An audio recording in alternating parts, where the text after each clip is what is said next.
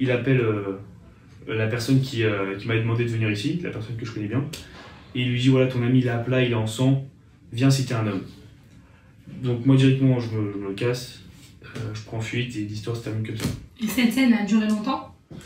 Cette scène ça a duré longtemps. En fait, j'ai pas, dans ces moments-là, c'est pas surtout pas le temps qui vous fait peur. Vous pensez surtout à vous à s'en sortir en fait. On pense pas au temps, mais pour vous dire après une date, d'après ce qu'on m'a dit, hein, d'après ce qu'on m'a confirmé, ça a duré à peu près 1 heure, 1 heure et quart. Et vous lui avez dit que vous n'allez pas porter plainte, mais est-ce que vous avez porté plainte au final? Alors effectivement, je lui ai dit que j'allais pas porter plainte. Est-ce que je vais porter plainte? Ça, je préfère encore garder pour moi ce choix-là.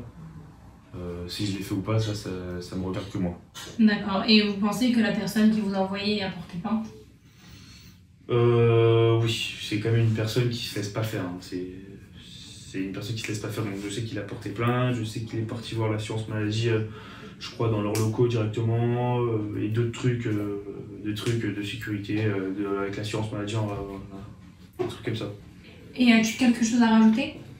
Alors est-ce que j'ai quelque chose à rajouter? En fait, ce que je comprends pas dans cette histoire-là, c'est que j'avais vraiment l'impression d'être dans un film.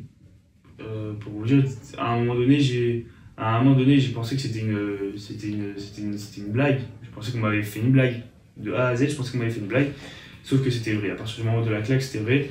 Et de deux, c'est que je comprenais pas si ces messieurs-là, c'était vraiment des mafieux ou pas. Parce que, en tout cas, ça n'avait pas l'air d'être des professionnels. Parce que ils ont oublié quelque chose de très important. Ils m'ont même pas fouillé. Ils ont même pas vu si j'avais enregistré. Voilà, c'est pas quelque chose que je peux donner. Ce que je peux vous dire, voilà, en tout cas, c'est quelqu'un de très influent. C'est-à-dire qu'il a vraiment un pouvoir énorme. C'est l'un des numéros 1 des boss qui a le plus de centres dans toute la France. Il a énormément de centres de santé. C'est lui le patron, c'est lui la tête même. C'est une personne vraiment âgée. Voilà, il a eu dans sa vie, je crois que je m'étais assez renseigné sur lui. Il a fait de la politique, je crois, ou il a travaillé en tant que journaliste, je sais plus trop. Mais ce que je sais, c'est que c'est une personne vraiment très puissante. Et à l'heure actuelle, comment vous vous sentez? Alors, comment je me sens les premiers jours, c'était plus compliqué parce que j'ai du mal à dormir. Enfin, les premiers jours juste après, j'avais du mal à dormir. Je repensais à cette histoire.